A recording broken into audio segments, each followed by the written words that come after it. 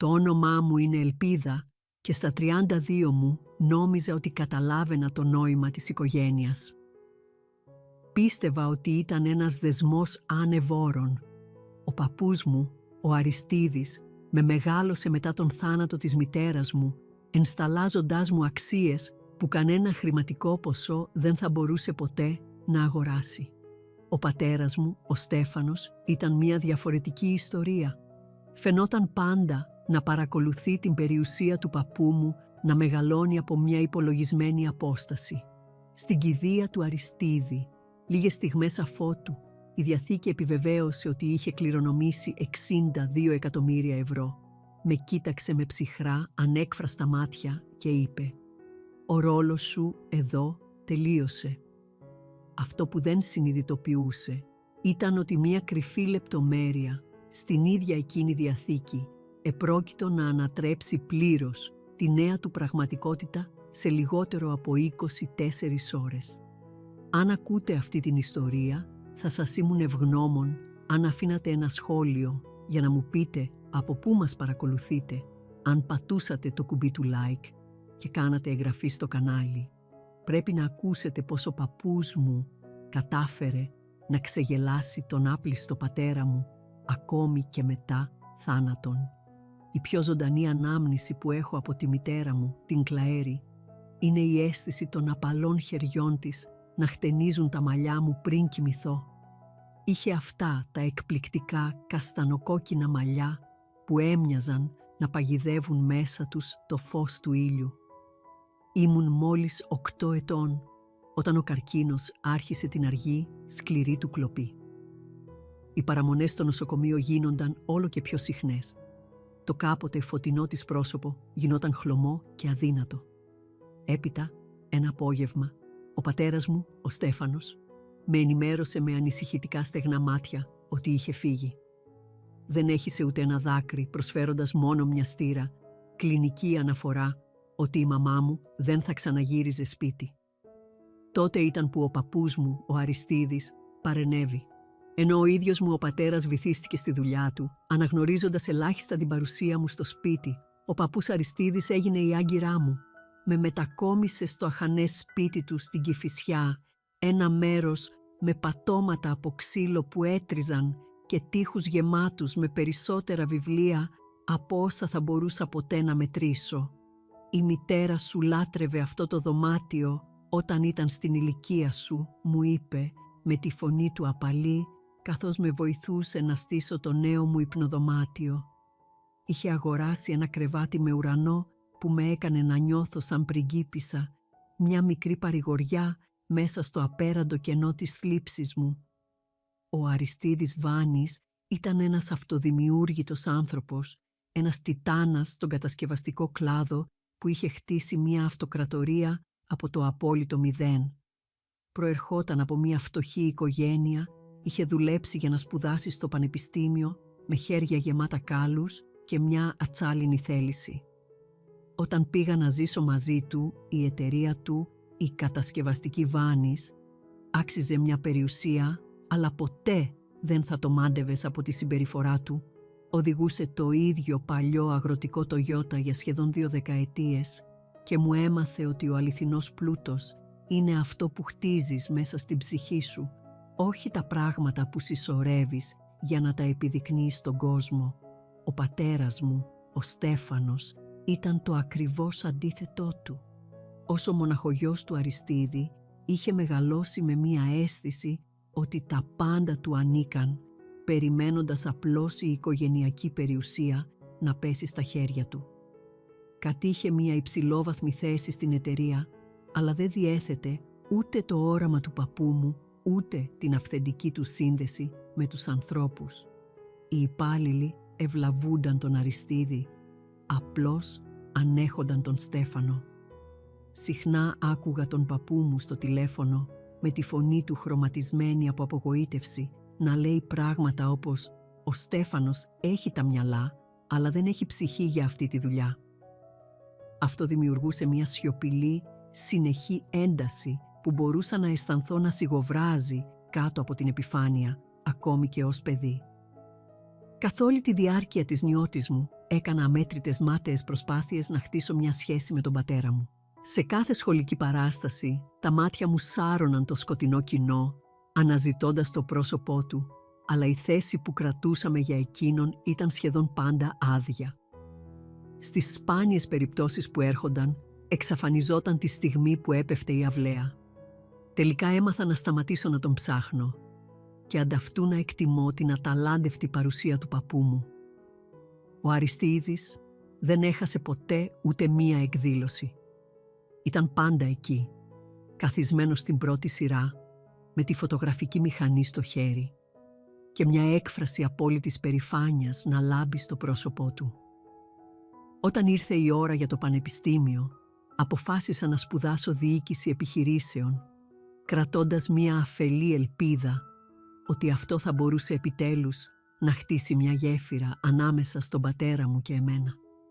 «Βλέπεις, μπαμπά, ακολουθώ τα βήματά σου», του είπα με ενθουσιασμό, αφού έλαβα την επιστολή αποδοχής από το πανεπιστήμιο όπου είχε σπουδάσει και εκείνος. Η απάντησή του ήταν χλιαρή, στην καλύτερη περίπτωση.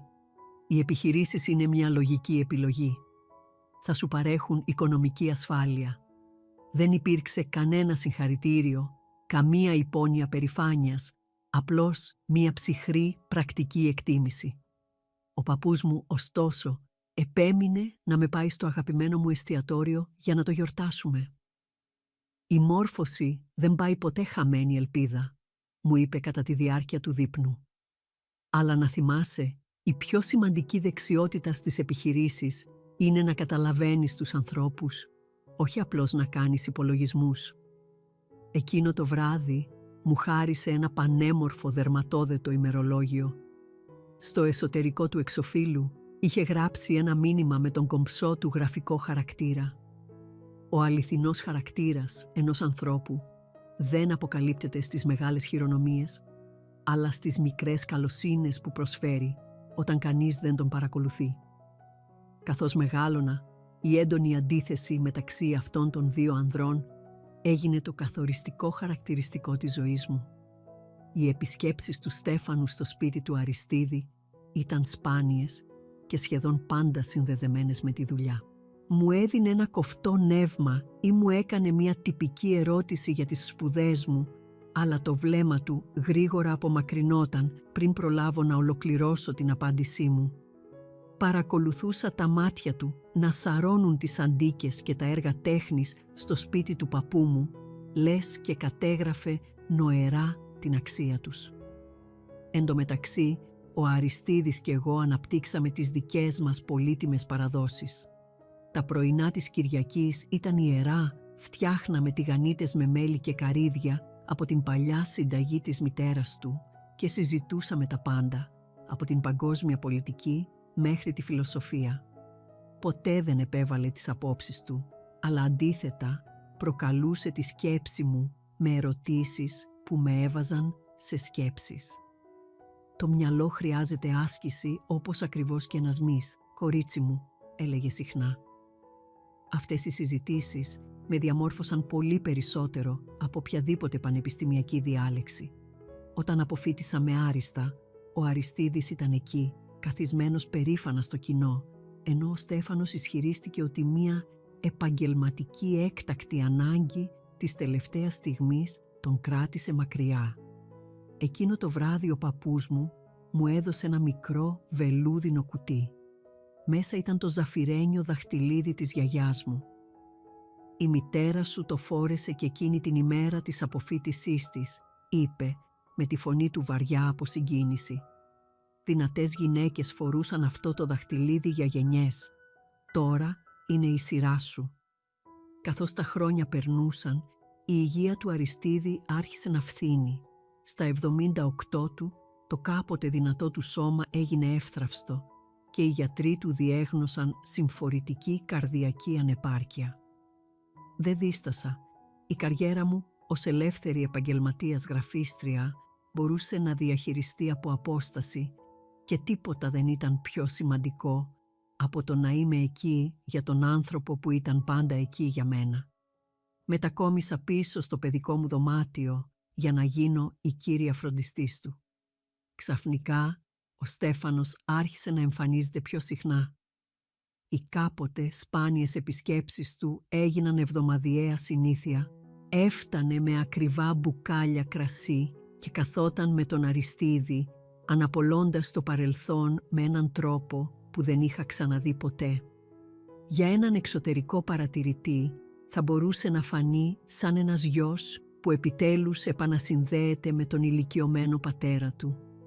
Αλλά δεν μπορούσα να αγνοήσω πως οι ερωτήσεις του πάντα αναπόφευκτα κατέληγαν στην εταιρεία, τη διαθήκη και τον προγραμματισμό της περιουσίας. Ο Αριστίδης το παρατήρησε επίσης.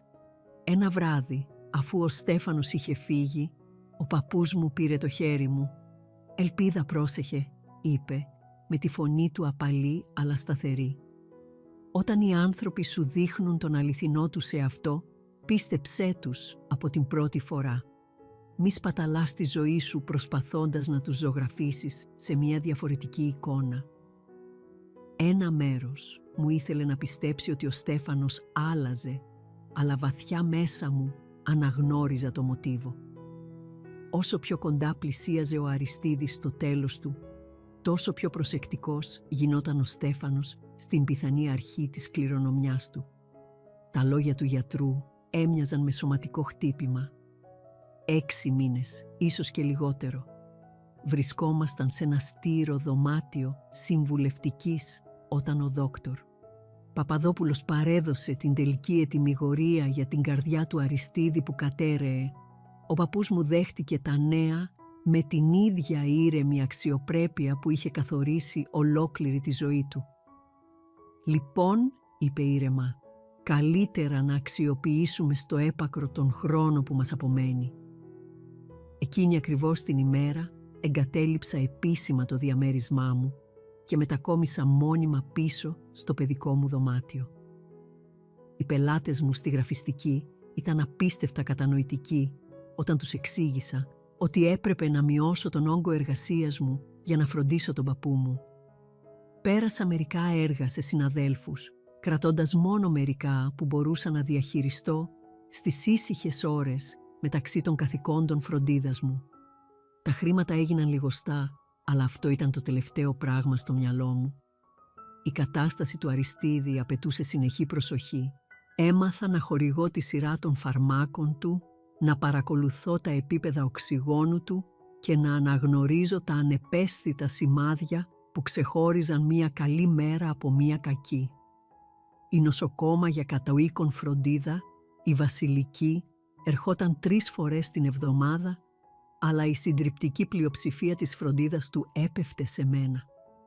Έστησα ένα μικρό γραφείο στη γωνία του σαλονιού για να μπορώ να δουλεύω στα σχέδιά μου, ενώ του κρατούσα συντροφιά. Παρά το σώμα του που εξασθενούσε, το μυαλό του Αριστίδη παρέμενε κοφτερό σαν ξηράφι. Οι συζητήσεις μας έγιναν βαθύτερες εκείνη την περίοδο, λες και το επερχόμενο τέλος της ζωής του είχε αφαιρέσει όλες τις προσποιήσεις.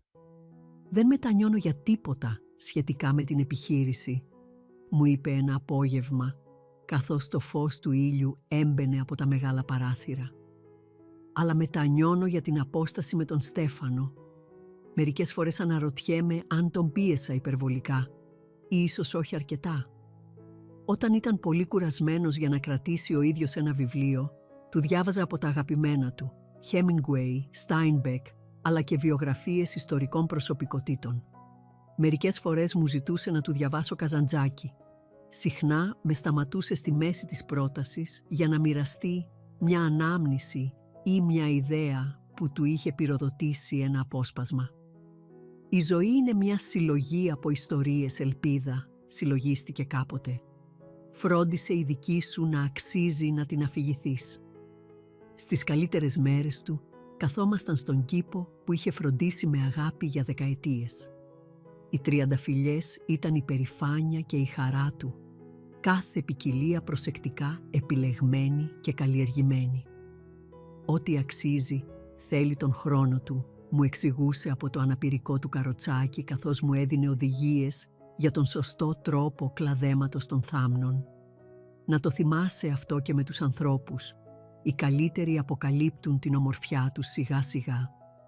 Κατά τη διάρκεια αυτών των μηνών, οι επισκέψεις του Στέφανου αυξήθηκαν σε 2 φορές την εβδομάδα. Έφερνε πολυτελή φαγητά από έξω που ο Αριστίδης, με τη μειωμένη του όρεξη, με τα βίας μπορούσε να αγγίξει. Παρακολουθούσα τον πατέρα μου να κατευθύνει ανέμελα τη συζήτηση προς τις επιχειρήσεις. Το συμβόλαιο με την εταιρεία Γεωργίου έχει σχεδόν οριστικοποιηθεί, ανακοίνωνε. Τα περιθώρια κέρδους φαίνονται εξαιρετικά για το επόμενο οικονομικό έτος. Ο Αριστίδης άκουγε ευγενικά, αλλά κάθε τόσο τον έπιανα να μου ρίχνει μία ματιά γεμάτη νόημα. Μετά από μια ιδιαίτερα επαγγελματική επίσκεψη, μου ζήτησε να τον βοηθήσω να πάει στο γραφείο του. Τη στιγμή που η πόρτα έκλεισε, είπε: «Θέλω να καλέσεις τον Αλκιβιάδη Φιλίππου. Είναι καιρός να ελέγξουμε κάποια χαρτιά». Ο Αλκιβιάδης ήταν ο δικηγόρος του Αριστίδη για πάνω από 40 χρόνια. Η σχέση τους ήταν τόσο φιλική όσο και επαγγελματική. Ο ηλικιωμένος δικηγόρος έφτασε την επόμενη μέρα με έναν χαρτοφύλακα γεμάτο έγγραφα στο χέρι. Πέρασαν 3 ώρες πίσω από κλειστές πόρτες, ενώ εγώ περίμενα ανήσυχα έξω, με την περιέργειά μου διεγερμένη, αλλά σεβόμενη την ιδιωτικότητά τους. Όταν ο Αλκιβιάδης τελικά βγήκε, μου χτύπησε απαλά τον ώμο. «Ο παππούς σου είναι σοφός άνθρωπος, Ελπίδα. Πάντα ήταν. Αρνήθηκε την προσφορά μου για τσάι, λέγοντας ότι είχε ό,τι χρειαζόταν προς το παρόν, αλλά θα επικοινωνούσε σύντομα». Εκείνο το βράδυ, ο Αριστίδης φαινόταν πιο γαλήνιος από ό,τι τις τελευταίες εβδομάδες. «Υποσχέσου μου κάτι», είπε καθώς του διόρθωνα τα μαξιλάρια. «Υποσχέσου μου ότι θα ζήσεις τη ζωή σου σύμφωνα με τις δικές σου αξίες, όχι με τις προσδοκίες κανενός άλλου». «Το υπόσχομαι», ψιθύρισα, παλεύοντας να καταπιώ τον κόμπο στο λαιμό μου. «Και κάτι ακόμα», πρόσθεσε, με τη φωνή του ξαφνικά πιο δυνατή. «Μην ανησυχείς καθόλου για το μέλλον σου. Έχω φροντίσει να είσαι τακτοποιημένη». Υπέθεσα ότι το εννοούσε με πνευματική ή συναισθηματική έννοια. Ποτέ δεν μου πέρασε από το μυαλό πόσο κυριολεκτικά θα αποδεικνύονταν αυτά τα λόγια. Καθώς η κατάσταση του Αριστίδη χειροτέρευε, ο Στέφανος άρχισε να φέρνει εταιρικά έγγραφα για να τα υπογράψει, αγνοώντας τις προειδοποιήσεις του γιατρού για το περιττό άγχος. Ο πατέρας πρέπει να παραμείνει συνδεδεμένος με αυτό που έχτισε, επέμεινε όταν διαμαρτυρήθηκα. Τον παρατήρησα να μελετά το πρόγραμμα φαρμάκων του Αριστίδη, κάνοντας λεπτομερείς ερωτήσεις για την εξέλιξη της ασθένειας. Κατά τη διάρκεια αυτής της περίοδου, ο Αριστίδης ζήτησε περισσότερες ιδιωτικές συναντήσεις με τον Αλκιβιάδη. Μερικές φορές άκουγα τις σιγανές τους φωνές να σιωπούν τη στιγμή που έμπαινα στο δωμάτιο. Μια φορά άκουσα τον Αριστίδη να λέει σταθερά: «Πρέπει να μάθει. Αυτός είναι ο μόνος τρόπος». Η τελευταία εβδομάδα ήρθε πιο ξαφνικά από ό,τι περίμενε κανείς. Ο Αριστίδης έμεινε κλινήρης, η αναπνοή του βαριά ακόμη και με τη μηχανή οξυγόνου. Μετά βίας έφευγα από το πλευρό του, κοιμόμουν σε ένα ράντζο που είχα στήσει δίπλα στο κρεβάτι του. Ο Στέφανος επισκεπτόταν καθημερινά τώρα. Η παράσταση της ανησυχίας του γινόταν όλο και πιο πιστική καθώς το τέλος πλησίαζε. Την τελευταία νύχτα, κατά τη διάρκεια μιας σπάνιας στιγμής που ο Στέφανος είχε βγει έξω για να απαντήσει σε μια κλήση, ο Αριστίδης με κάλεσε πιο κοντά. Η φωνή του ήταν απλώς ψίθυρος. «Μην ξεχάσεις ποτέ ποια είσαι, κορίτσι μου. Η οικογένεια που επιλέγεις είναι εξίσου σημαντική με αυτή στην οποία γεννήθηκες. Και να θυμάσαι, η αλήθεια πάντα βρίσκει το φως». Έσφιξε το χέρι μου με μια εκπληκτική έκρηξη δύναμης. Ο Αριστίδης Βάνης πέθανε ήσυχα στον ύπνο του στις 3:17 το πρωί. Μου μία Τρίτη του Οκτωβρίου.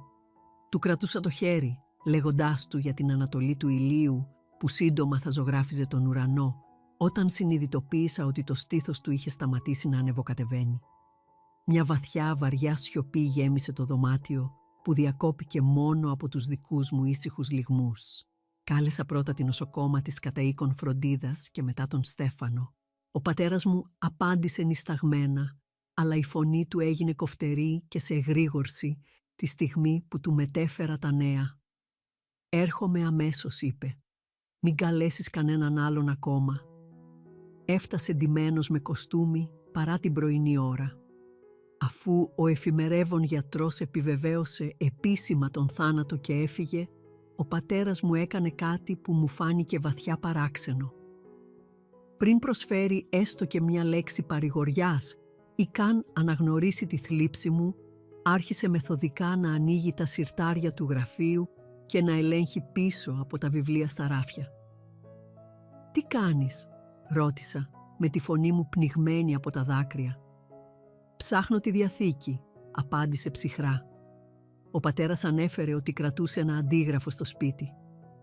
Καθώς καθόμουν σε κατάσταση σοκ δίπλα στο κρεβάτι του παππού μου, ο Στέφανος έκανε μία σειρά από τηλεφωνήματα σε μέλη του Διοικητικού Συμβουλίου της εταιρείας και στο Γραφείο Τελετών, αναλαμβάνοντας τον έλεγχο με μία αποτελεσματικότητα που έμοιαζε αποκρουστική υπό τις περιστάσεις. Δεν υπήρχε χώρος για θλίψη στις πράξεις του, μόνο για δουλειά. Εκείνη τη στιγμή, παρακολουθώντας τον, ένιωσα πιο μόνη από ποτέ στη ζωή μου. Το πρωί της κηδείας του Αριστίδη έφτασε κάτω από κατάλληλα μελαγχολικούς ουρανούς. Βαριά γκρίζα σύννεφα κρέμονταν χαμηλά, απειλώντας με μία βροχή που ποτέ δεν έπεσε, όπως ακριβώς και τα δάκρυα που ο πατέρας μου ποτέ δεν έχισε. Η κατασκευαστική βάνης είχε κλείσει για την ημέρα από σεβασμό και το πάρκινγκ του Γραφείου Τελετών ήταν ασφικτικά γεμάτο. Ο Αριστίδης είχε αγγίξει αμέτρητες ζωές, από υπαλλήλους τους οποίους είχε δώσει δεύτερες ευκαιρίες μέχρι πελάτες που είχαν γίνει φίλοι ζωής. Φορούσα ένα απλό μαύρο φόρεμα, ένα που ο παππούς μου είχε επενέσει χρόνια πριν. «Η κομψότητα δεν χρειάζεται να φωνάζει ελπίδα», μου είχε πει. Ο Στέφανος έφτασε με τον προσωπικό του βοηθό, ένα νεαρό που κρατούσε μανιωδώς σημειώσεις για το ποιες επαγγελματικές επαφές ήταν παρούσες.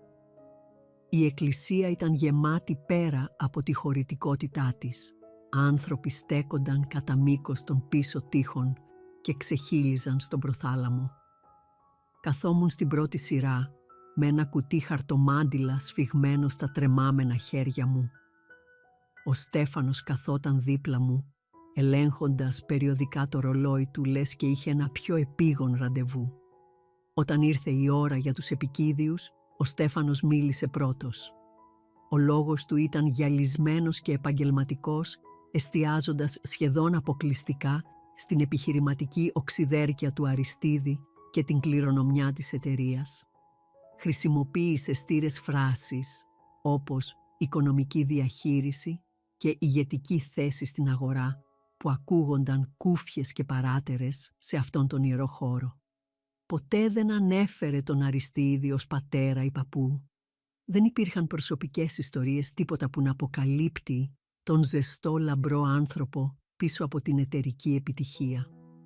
Όταν ήρθε η σειρά μου, τα πόδια μου έμοιαζαν από μολύβι καθώς περπατούσα προς το βήμα. Κοιτάζοντας τη θάλασσα των προσώπων, πήρα μια βαθιά ανάσα και μίλησα από καρδιάς. Ο παππούς μου μετρούσε τον πλούτο όχι σε ευρώ, αλλά σε στιγμές, άρχισα. Μου έμαθε ότι η αληθινή κληρονομιά ενός ανθρώπου είναι η αγάπη που αφήνει πίσω του. Μοιράστηκα ιστορίες για τις κυριακάτικες τηγανίτες μας, τα μαθήματα ζωής που μου έδινε στον κήπο και την ήρεμη δύναμη που έδειξε στις τελευταίες του μέρες.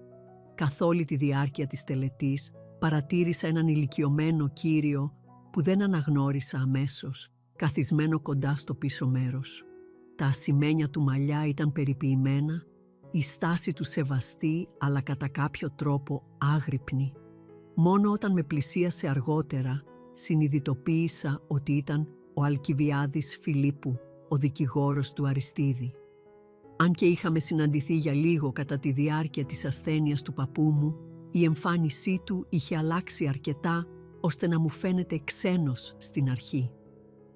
Μία όμορφη τελετή ελπίδα είπε ο Αλκιβιάδης, σφίγγοντας θερμά το χέρι μου.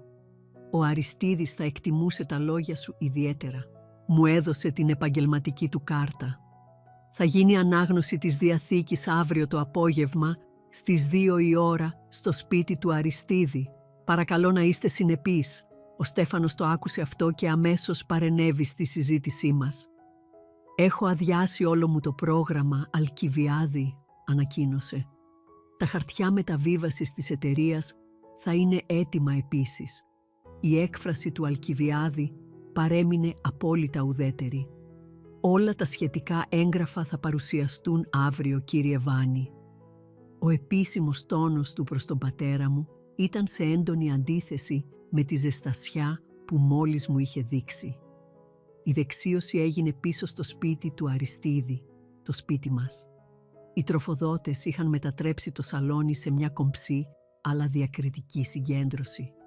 Κινούμουν μέσα στο πλήθος σαν σε όνειρο, δεχόμενοι συλληπιτήρια και μοιραζόμενοι σύντομες αναμνήσεις του παππού μου. Εν τω μεταξύ, ο Στέφανος συνοστιζόταν σε γωνίες με επιχειρηματικούς συνεργάτες. Οι συζητήσεις τους για ευκαιρίες αναδιάρθρωσης και μεταβάσεις στην ηγεσία έμοιαζαν χοντροκομμένα, ακατάλληλες για την περίσταση. Ήταν λες και διεξήγε επαγγελματικές συναντήσεις υπό το πρόσχημα του πένθους.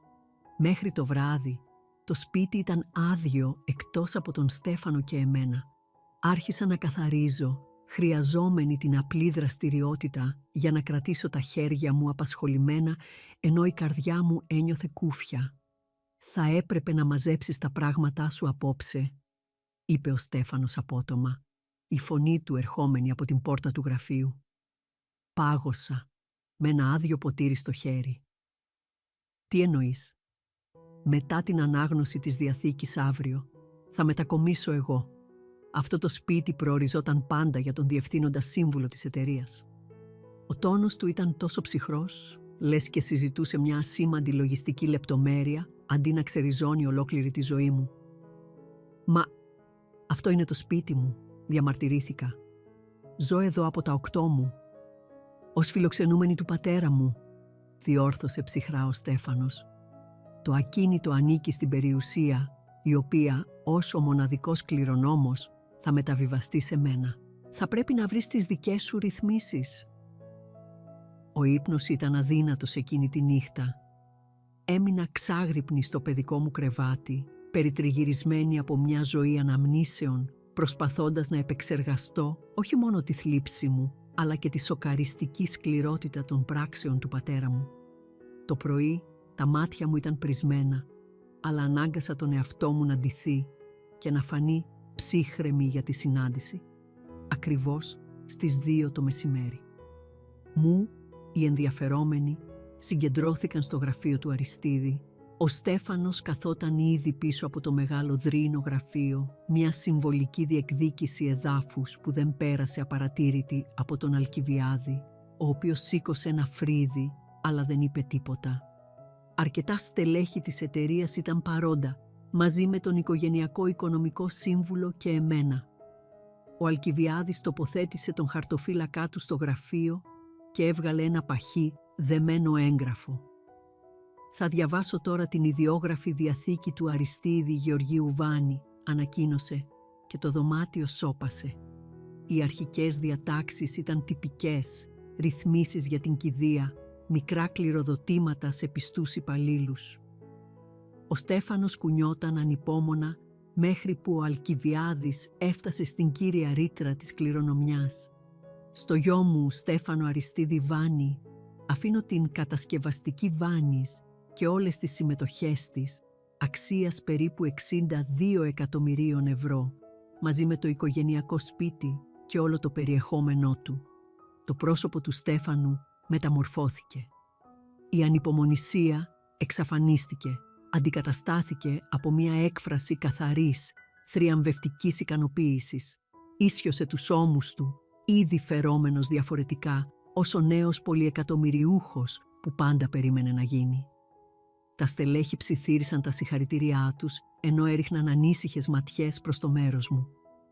Καθόμουν απόλυτα ακίνητη, με τα χέρια μου σφιχτά ενωμένα στην αγκαλιά μου.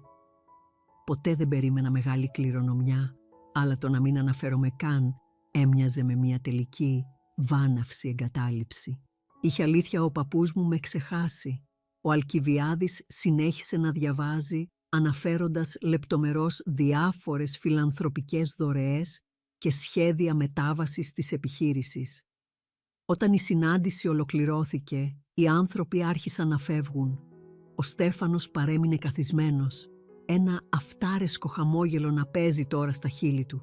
Καθώς το δωμάτιο άδειαζε, πλησίασα τον Αλκιβιάδη. «Αυτά ήταν όλα?» ρώτησα με τη φωνή μου σχεδόν ψίθυρο. Πριν προλάβει να απαντήσει ο Αλκιβιάδης, ο Στέφανος παρενέβη. «Άκουσες τον άνθρωπο, Ελπίδα, η εταιρεία και η περιουσία είναι δικές μου». Σηκώθηκε και κούμπωσε το σακάκι του. «Θα σου δώσω μέχρι αύριο το πρωί για να απομακρύνεις τα προσωπικά σου αντικείμενα. Έχω κανονίσει συνεργεία να ξεκινήσουν ανακαινήσεις τη Δευτέρα». Ο Αλκιβιάδης παρακολούθησε αυτή την ανταλλαγή με μια ενιγματική έκφραση. «Κύριε Βάνη, ίσως θα θέλατε να εξετάσετε το πλήρες έγγραφο με την ησυχία σας», πρότεινε, προσφέροντας τον παχύ φάκελο στον πατέρα μου. «Έπιασα τα σημαντικά σημεία», απάντησε ο Στέφανος απορριπτικά. «Απλώς πες στο γραφείο σου να στείλει μια περίληψη». Στη συνέχεια στράφηκε προς εμένα. «Όσο για σένα», είπε, με τη φωνή του να στάζει περιφρόνηση, «οι υπηρεσίες σου ως φροντιστής δεν απαιτούνται πλέον. Ήσουν βολική όσο ο πατέρας μου χρειαζόταν φροντίδα. Τώρα πλεονάζεις». Η σκληρότητα των λόγων του μου έκοψε την ανάσα. Χρόνια προσπάθειας να κερδίσω την αγάπη αυτού του ανθρώπου, ελπίζοντας για μια σπίθα πατρικής αγάπης, όλα κατέρευσαν γύρω μου. Τον είδα επιτέλους, εντελώς χωρίς μάσκα. Αυτός ήταν ο πραγματικός Στέφανος Βάνης, ένας άντρας που μπορούσε να απορρίψει το μοναδικό του παιδί τη στιγμή που έπαψε να εξυπηρετεί έναν σκοπό. Καθώς και ο τελευταίος από τα στελέχη έφευγε, ο Στέφανος έμεινε πίσω για να απαντήσει σε ένα τηλεφώνημα. Στάθηκα στην πόρτα του γραφείου, του καταφυγείου του παππού μου και παρακολουθούσα τον πατέρα μου να ακουμπά τα πόδια του πάνω στο παλιό γραφείο με μια ανέμελη αδιαφορία για την ιστορία του. Η φωνή του βροντούσε καθώς μιλούσε στο τηλέφωνό του. «Ναι, τα πήρα όλα. Ο γέρος τελικά τα έδωσε.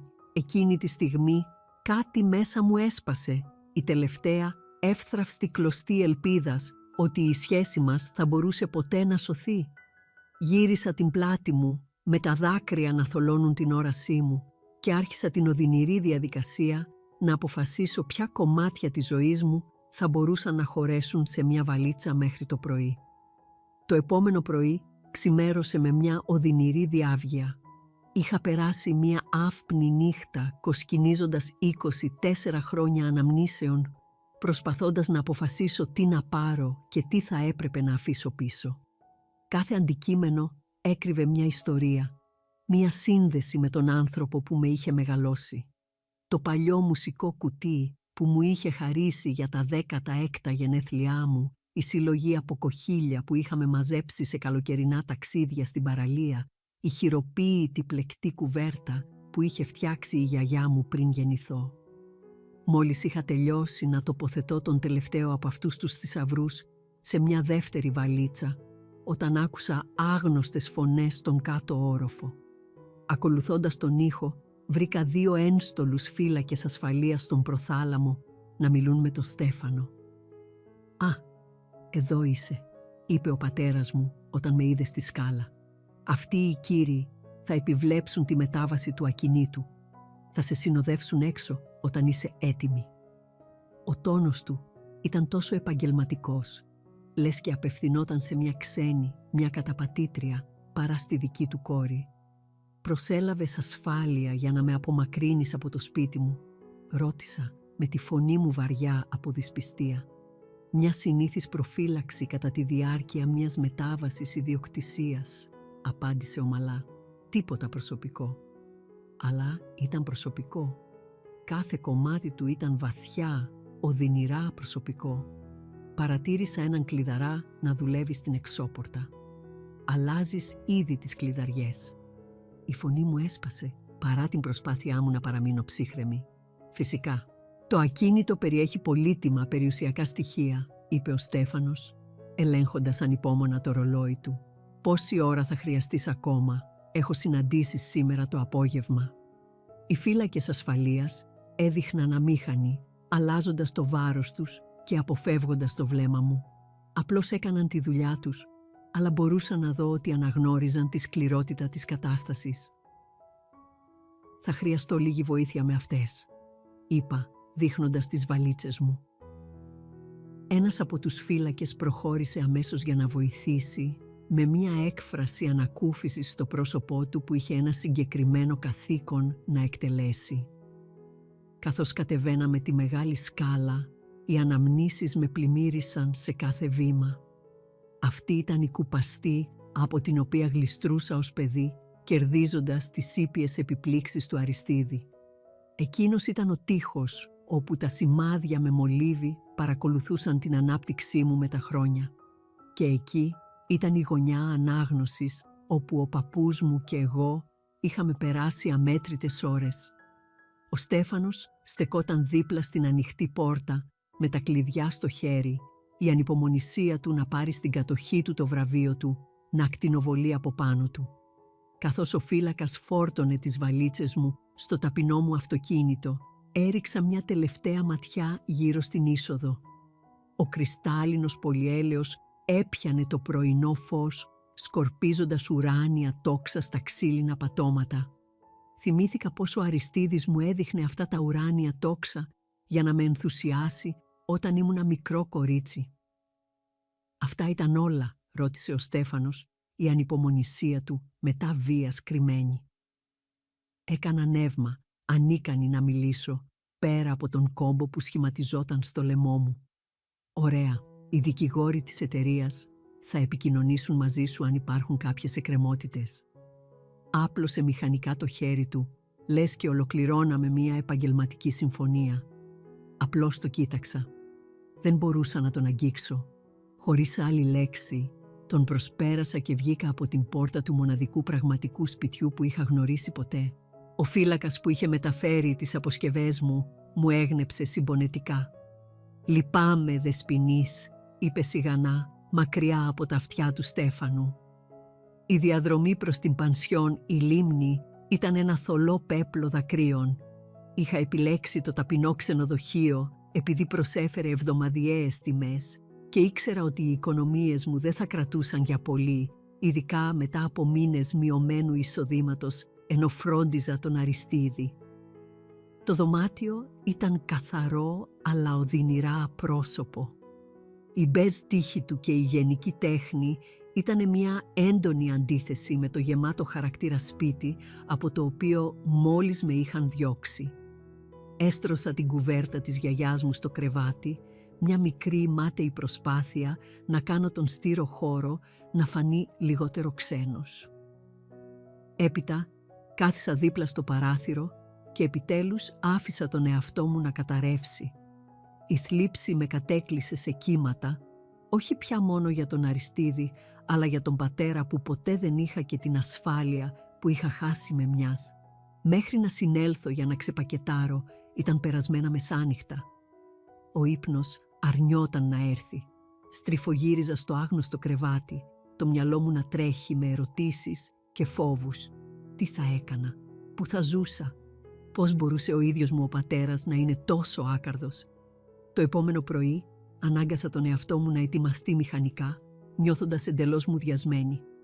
Είδα αρκετές αναπάντητες κλήσεις από φίλους, αλλά δεν άντεχα να εξηγήσω τι είχε συμβεί ακόμα. Κάλεσα τη Μυρτώ, την καλύτερη μου φίλη από το πανεπιστήμιο. «Μπορώ να έρθω να μείνω μαζί σου για λίγες μέρες?» ρώτησα, παλεύοντας να κρατήσω τη φωνή μου από το να σπάσει. «Μέχρι να βρω μια λύση». «Φυσικά», απάντησε αμέσως χωρίς ερωτήσεις. «Τι συνέβη?» «Θα σου εξηγήσω όταν έρθω», υποσχέθηκα. Αφού κανόνισα να μετακομίσω στο ελεύθερο δωμάτιό της εκείνο το βράδυ, άρχισα να ψάχνω για ενοικιαζόμενα διαμερίσματα. Οι τιμές ήταν σοκαριστικές, πολύ περισσότερες από ό,τι μπορούσα να αντέξω οικονομικά. Η ανοικοδόμηση της επιχείρησής μου ως ελεύθερη επαγγελματίας γραφίστρια θα έπαιρνε χρόνο. Το μέλλον έμοιαζε με ένα τρομακτικό, αβέβαιο κενό. Λίγο μετά το μεσημέρι, το τηλέφωνο μου χτύπησε με έναν άγνωστο αριθμό. Παραλίγο να το αγνοήσω, αλλά κάποιο ένστικτο μου είπε να απαντήσω. «Ελπίδα Βάνη», ρώτησε μια επίσημη φωνή. «Ναι, η ίδια». «Είμαι η Πατρίτσια από το δικηγορικό γραφείο του Αλκιβιάδη Φιλίππου. Ο κύριος Φιλίππου θα ήθελε να σας συναντήσει σήμερα το απόγευμα, αν είστε διαθέσιμοι». Η καρδιά μου χτύπησε δυνατά. Είπε για ποιο λόγο? Μόνο ότι αφορά την περιουσία του παππού σας και είναι επίγουσας σημασίας. Κλείσαμε ραντεβού για τις 3 η ώρα. Πέρασα τις επόμενες ώρες κάνοντας άγριες υποθέσεις. Ίσως υπήρχε τελικά ένα μικρό κληροδότημα. Ίσως ο Αριστίδης μου είχε αφήσει κάποια προσωπικά αντικείμενα. Το δικηγορικό γραφείο βρισκόταν σε ένα ιστορικό κτίριο στο κέντρο της πόλης, όλο σκούρα ξύλινα πάνελ και δερματόδετα βιβλία. Με οδήγησαν αμέσως στο ιδιωτικό γραφείο του Αλκιβιάδη. Ο ηλικιωμένος δικηγόρος σηκώθηκε για να με χαιρετήσει, η έκφρασή του πολύ πιο ζεστή από ό,τι στην ανάγνωση της διαθήκης. «Σας ευχαριστώ που ήρθατε με τόσο σύντομη προειδοποίηση, Ελπίδα», είπε, δείχνοντας μία καρέκλα. «Υποθέτω ότι είχατε ένα δύσκολο 24ωρο. Η απλή αναγνώριση του πόνου μου ήταν αρκετή για να με λυγίσει. Προς μεγάλη μου ντροπή, τα μάτια μου γέμισαν δάκρυα. «Ναι», κατάφερα να πω πνιχτά. «Ο Στέφανος με έδιωξε με την ασφάλεια σήμερα το πρωί». Τα φρύδια του Αλκιβιάδη σηκώθηκαν ψηλά. «Αλήθεια, αυτό είναι πολύ ενδιαφέρον χρονικά». Έπιασε ένα δερμάτινο χαρτοφύλακα στο γραφείο του. «Τι εννοείτε?» Ένα μικρό γεμάτο νόημα χαμόγελο έπαιξε στις γωνίες του στόματός του. «Πες μου, Ελπίδα, ο πατέρας σου μπήκε καν στον κόπο να διαβάσει την πλήρη διαθήκη?» Η ερώτηση κρεμόταν στον αέρα. Τον κοίταξα, η σύγχυσή μου να υπερισχύει στιγμιαία της θλίψης μου. Την πλήρη διαθήκη, ήμουν εκεί, ο Στέφανος κληρονόμησε τα πάντα, την εταιρεία, το σπίτι, όλα τα 62 εκατομμύρια ευρώ. Ο γέρος δικηγόρος έγειρε πίσω, ενώνοντας τα δάχτυλά του. «Ναι, οι κύριες διατάξεις διαβάστηκαν δυνατά, όπως συνηθίζεται. Αλλά μπήκε στον κόπο να εξετάσει το πλήρες έγγραφο μετά, τους όρους και τις προσθήκες. Αυτός σας είπε να στείλετε μια περίληψη στο γραφείο του», θυμήθηκα. Είπε ότι έπιασε τα σημαντικά σημεία. Ένα ξερό γέλιο ξέφυγε από τα χείλη του Αλκιβιάδη. «Α, νάτος ο Στέφανος Βάνης, που ξέρω εδώ και 30 χρόνια. Πάντα πολύ ανυπόμονος για τις λεπτομέρειες». Άνοιξε τον χαρτοφύλακα και έβγαλε το παχύ έγγραφο. Ο παππούς σου είχε προβλέψει ακριβώς αυτή τη συμπεριφορά. Οι παλμοί της καρδιάς μου επιταχύνθηκαν. «Τι εννοείτε?» «Ο Αριστίδης και εγώ περάσαμε πολύ χρόνο συντάσσοντας αυτή τη διαθήκη, ειδικά τον τελευταίο χρόνο», εξήγησε ο Αλκιβιάδης. Έβαλε τα γυαλιά του και γύρισε σε μία σημαδεμένη σελίδα. «Η κληρονομιά πηγαίνει πράγματι στον Στέφανο, αλλά με πολύ συγκεκριμένους όρους». Καθάρισε το λαιμό του και άρχισε να διαβάζει. «Το κληροδότημα στον γιο μου, Στέφανο Αριστίδη Βάνη, εξαρτάται από τη συμφωνία του να παρέχει ισόβια υποστήριξη στην εγγονή μου, Ελπίδα Κλέρη Βάνη. Αυτή η υποστήριξη θα περιλαμβάνει, αλλά δεν θα περιορίζεται σε, στέγαση στην οικογενειακή κατοικία, μηνιαίο επίδομα 12.000 ευρώ για τα έξοδα διαβίωσης και πλήρη κάλυψη όλων των δαπανών υγειονομικής περίθαλψης που μπορεί να προκύψουν».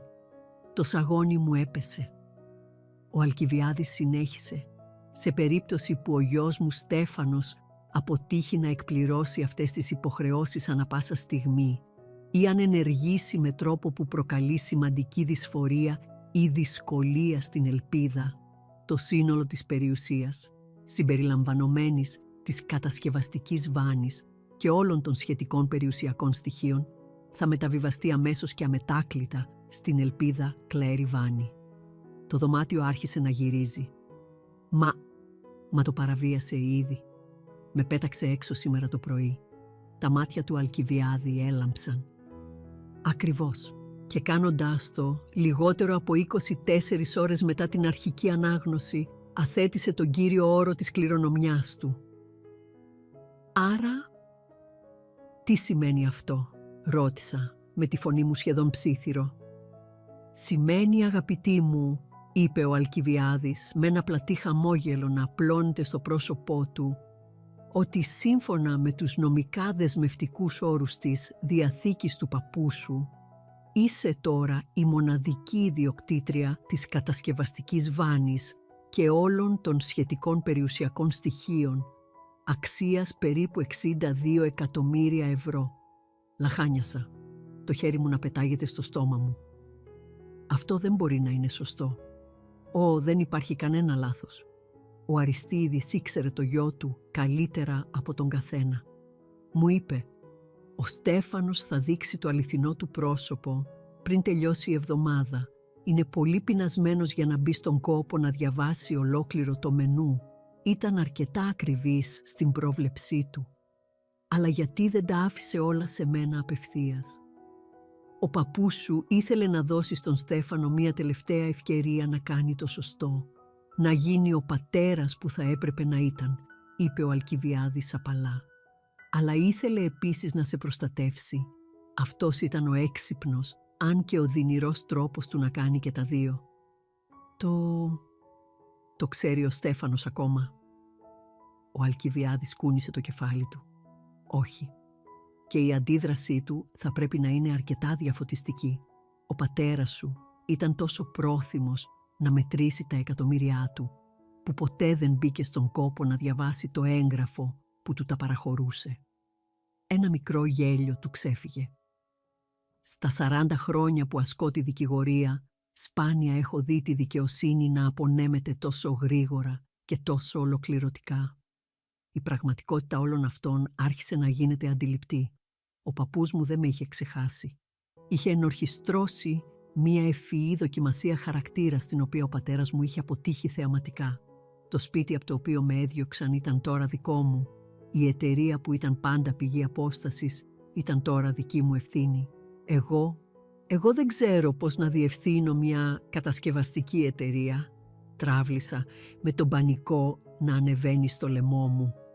Ο Αριστίδης το είχε σκεφτεί κι αυτό, είπε ο Αλκιβιάδης, βγάζοντας ένα άλλο έγγραφο από τον χαρτοφύλακά του. Αυτή η επιστολή περιγράφει τις επιθυμίες του. Προτείνει να διατηρήσεις την τρέχουσα εκτελεστική ομάδα και παρέχει μια λίστα με μέντορες εντός της εταιρείας που εμπιστευόταν.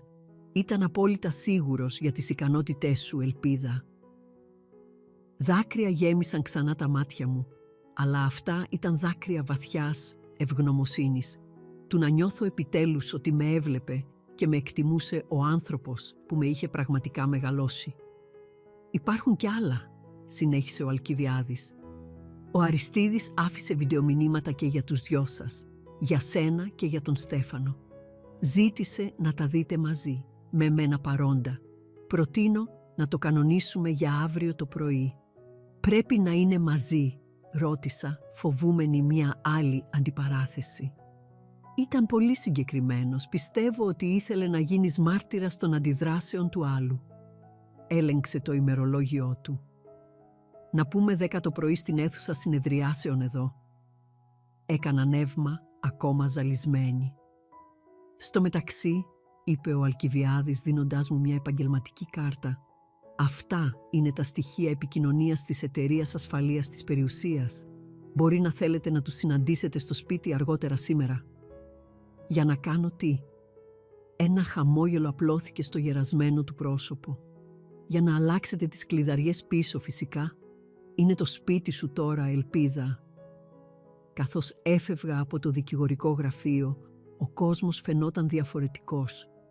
Οι ίδιοι δρόμοι που είχα διασχίσει με απόγνωση εκείνο το πρωί, τώρα έμοιαζαν φωτεινοί από δυνατότητες. Κάλεσα τη Μυρτώ για να ακυρώσω τη διαμονή μου, εξηγώντας εν συντομία ότι οι συνθήκες είχαν αλλάξει δραματικά.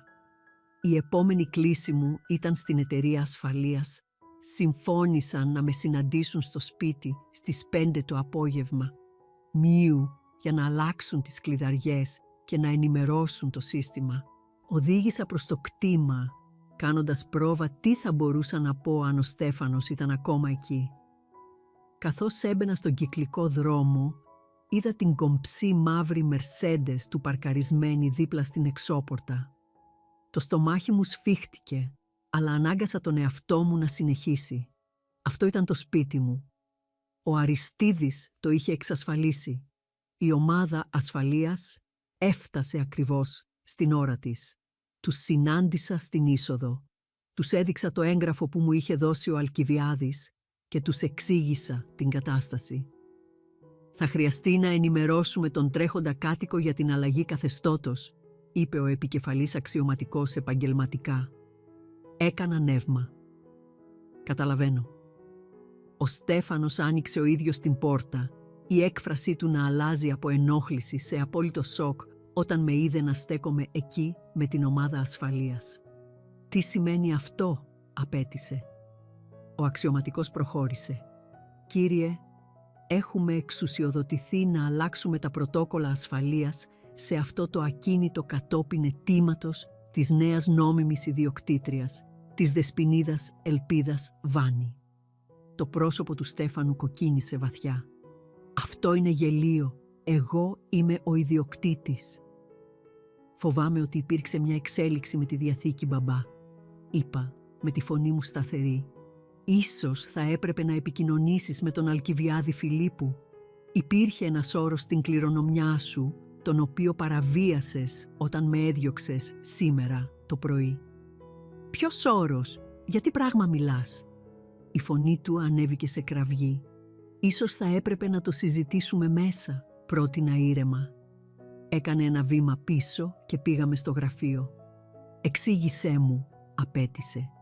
«Η διαθήκη του παππού όριζε ότι έπρεπε να με φροντίζεις, συμπεριλαμβανομένου του να μου επιτρέπεις να ζω σε αυτό το σπίτι.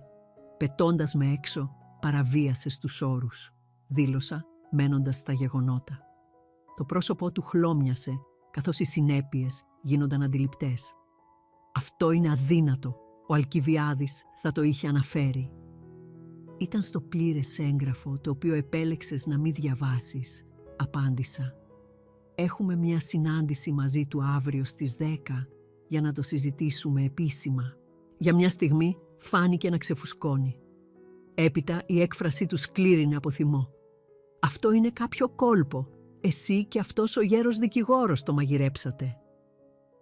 «Η διαθήκη είχε επικυρωθεί από συμβολεογράφο μήνες πριν», είπα σιγανά. «Ο παππούς ήξερε ακριβώς τι θα συνέβαινε. Σου έδωσε μια ευκαιρία και την απέτυχες σε λιγότερο από μια μέρα». Ο επικεφαλής της ασφάλειας χτύπησε ευγενικά. «Με συγχωρείτε, δεσποινής Βάνη. Οι εξωτερικές κλειδαριές έχουν αλλάξει. Πού θα θέλατε τα νέα κλειδιά?» Ο Στέφανος κοίταξε τον άντρα και μετά πάλι εμένα, η πραγματικότητα επιτέλους να διαπερνά την άρνησή του.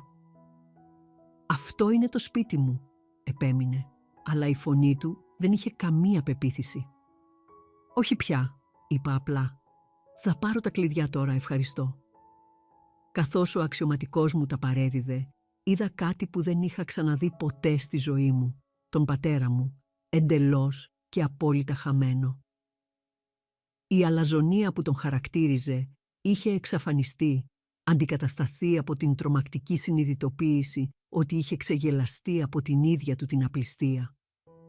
«Δεν μπορείς να μου το κάνεις αυτό», είπε, αλλά ακούστηκε περισσότερο σαν ερώτηση παρά σαν απέτηση. «Δεν στο έκανα εγώ αυτό», απάντησα απαλά. «Εσύ το έκανες». Το επόμενο πρωί έφτασα νωρίς στο γραφείο του Αλκιβιάδη με το στομάχι μου κόμπο.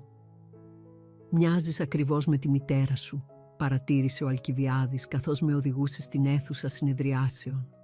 Είχε την ίδια ήρεμη δύναμη. Η σύγκριση μου έδωσε μια μικρή όθηση κουράγιου. Ακριβώς στις 10 το πρωί. «Μιου», ο Στέφανος μπήκε μέσα, συνοδευόμενος από έναν κομψό άντρα με ακριβό κοστούμι. «Αυτός είναι ο Χρήστος Δαμιανός, ο δικηγόρος μου», ανακοίνωσε. Ο Αλκιβιάδης έγνεψε. «Καλημέρα, κύριε συνήγορε. Πρέπει να σας ενημερώσω ότι πρόκειται για οικογενειακή υπόθεση, όπως ορίζεται στη Διαθήκη, όχι για νομική διαδικασία. Η παρουσία σας σημειώνεται, αλλά δεν θα αλλάξει το αποτέλεσμα».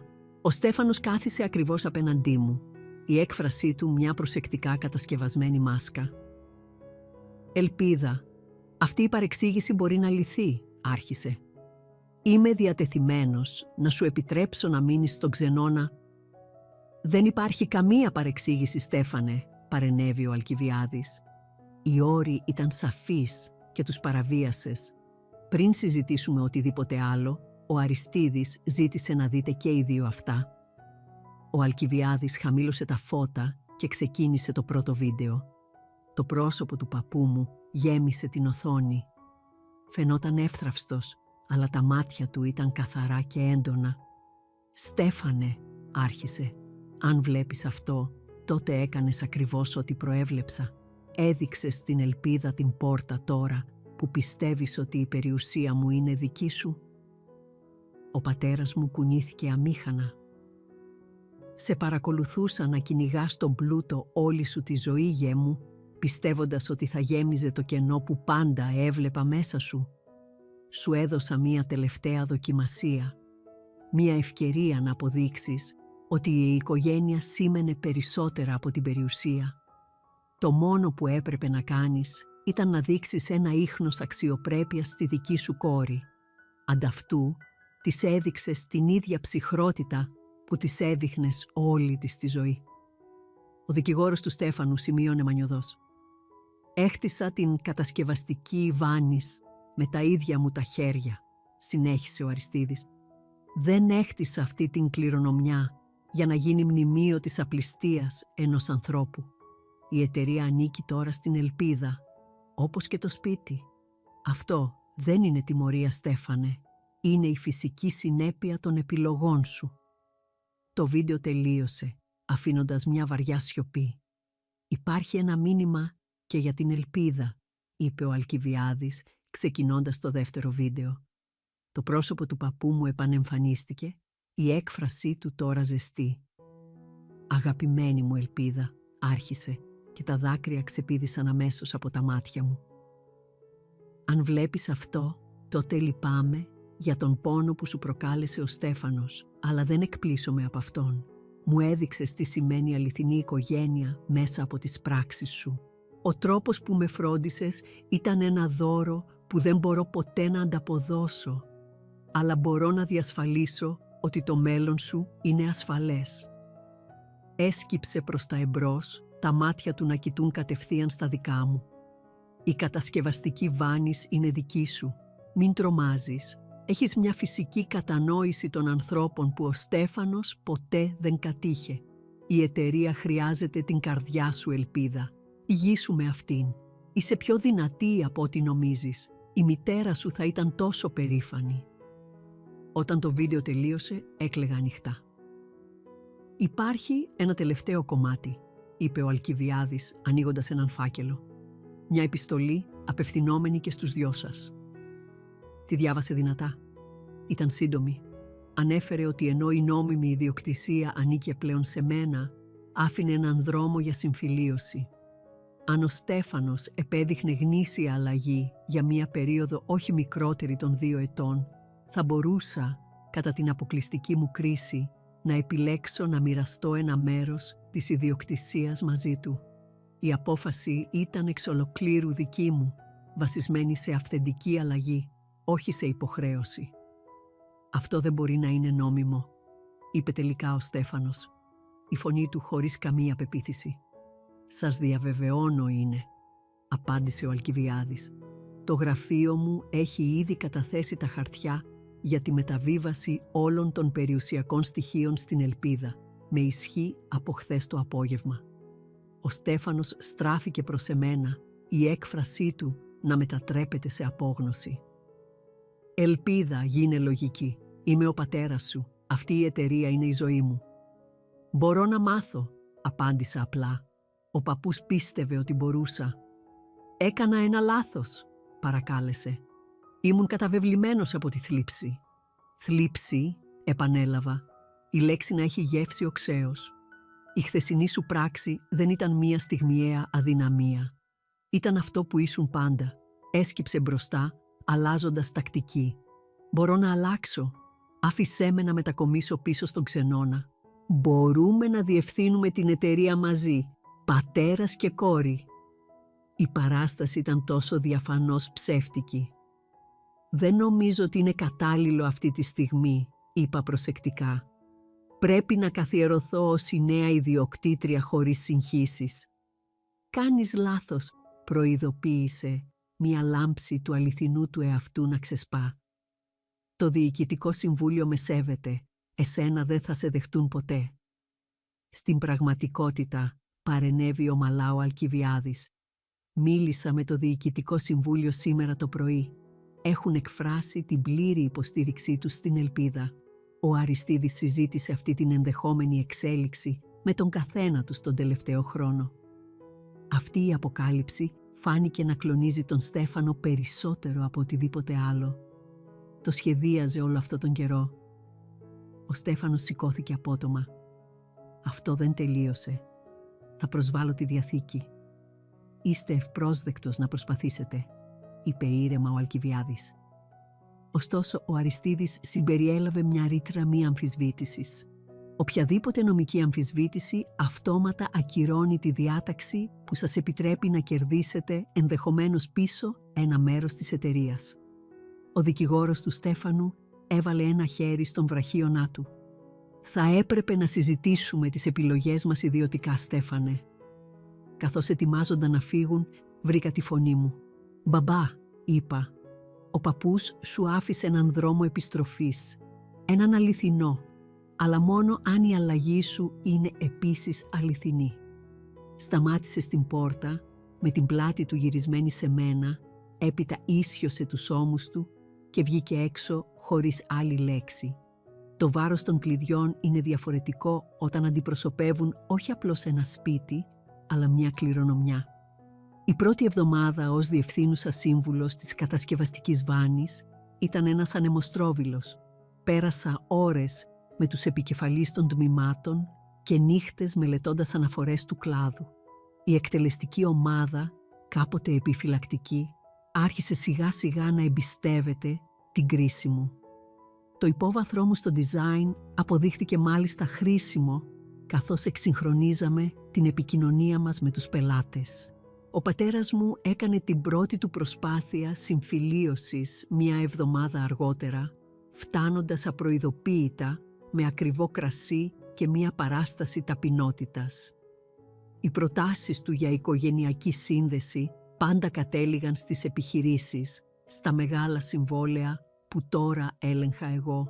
Διατήρησα τα όρια μου, προτείνοντας οικογενειακά δείπνα ξεχωριστά από τα θέματα της εταιρείας, μία προσφορά που ποτέ δεν δέχτηκε. Τους επόμενους μήνες δοκίμασε διαφορετικές τακτικές, ευαλωτότητα, χειραγώγηση, προσποιητή μοναξιά, αλλά κάθε φορά το αληθινό του κίνητρο να ανακτήσει τον έλεγχο φαινόταν καθαρά. 3 μήνες αφότου ανέλαβα, ίδρυσα το Ίδρυμα Αριστίδης Βάνης, αφιερωμένο στην παροχή υποτροφιών σε επαγγελματικές σχολές για μη προνομιούχους νέους, τιμώντας την πίστη του παππού μου στη δημιουργία ευκαιριών. Ο Στέφανος εμφανίστηκε απρόσκλητος στην εκδήλωση έναρξης, τοποθετώντας τον εαυτό του κοντά μου για τις φωτογραφίες. Εκείνο το βράδυ με πλησίασε. «Έξυπνη κίνηση με το Ίδρυμα», είπε. «Καλή δημοσιότητα». «Δεν πρόκειται για δημοσιότητα», τον διόρθωσα. «Πρόκειται για την τιμή των αξιών του παππού». Με μελέτησε για μια μεγάλη στιγμή. «Το πιστεύεις πραγματικά αυτό, έτσι δεν είναι, ότι οι επιχειρήσεις μπορούν να είναι κάτι περισσότερο από το κέρδος?» «Το πιστεύω», είπα, και το πίστευε και εκείνος. Κάτι άστραψε στα μάτια του. Τελείωσε το ποτό του σιωπηλά και έφυγε χωρίς τη συνηθισμένη του προσέγγιση. Θα περνούσαν μήνες πριν φτάσουμε σε μια εύθραυστη, διστακτική ανακοχή. Με τον καιρό ίδρυσα ένα μέτριο καταπίστευμα για εκείνον, δίνοντάς του μια άνετη διαβίωση χωρίς κανέναν έλεγχο στην εταιρεία. Οι συζητήσεις μας έγιναν λιγότερο υπολογιστικές, πιο στοχαστικές. Άρχισε να μιλά για τη δική του παιδική ηλικία, αποκαλύπτοντας μία πολύπλοκη και δύσκολη σχέση με τον Αριστίδη, που ποτέ δεν είχα σκεφτεί. Ένα χρόνο αφότου κληρονόμησα τα πάντα, τον προσκάλεσα να συμμετάσχει σε ένα νεοσύστατο συμβουλευτικό όργανο. Ήταν μια θέση κύρους αλλά περιορισμένης εξουσίας, ένα βήμα προς την ένταξη, ακριβώς όπως ήλπιζε ο Αριστίδης. «Σε ευχαριστώ για αυτή την ευκαιρία», είπε, με τη φωνή του εκπληκτικά ειλικρινή. «Δεν θα σε απογοητεύσω».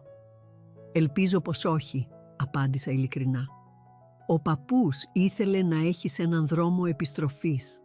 Αυτό είναι μέρος του. Η επούλωση μεταξύ μας ήταν, και ίσως πάντα θα είναι, ένα έργο σε εξέλιξη. Αλλά το ταξίδι από τη σκληρή του απόρριψη στην προσεκτική μας συνεργασία ήταν μια εξέλιξη που ποτέ δεν πίστευα δυνατή». 2 χρόνια ακριβώς μετά τον θάνατο του Αριστίδη επισκέφτηκα τον τάφο του. Η απλή ταφόπλακα έφερε το όνομά του και μια φράση που είχε επιλέξει ο ίδιος. «Ο αληθινός πλούτος μετριέται στις ζωές που άγγιξες, όχι στα χρήματα που κέρδισες». «Είχες δίκιο για τόσα πολλά πράγματα», ψιθύρισα, τοποθετώντας φρέσκα τριαντάφυλλα στο γρασίδι.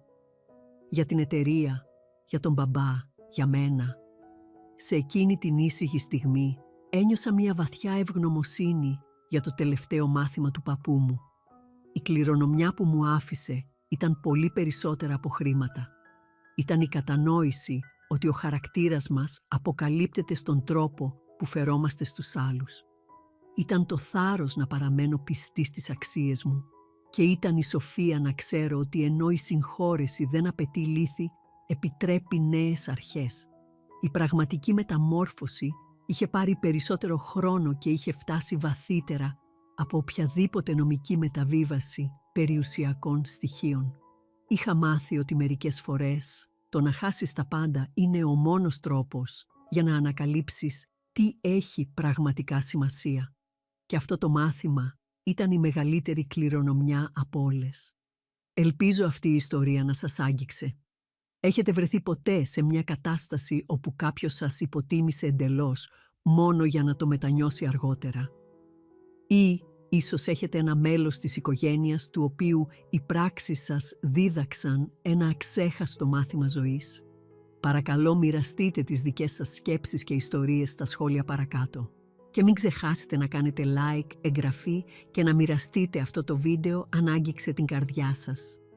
Είμαι ευγνώμων για τον καθένα από εσάς που αφιέρωσε χρόνο για να ακούσει και ανυπομονώ να συνδεθώ μαζί σας και μέσα από τις δικές σας ιστορίες. Τέλος της ιστορίας.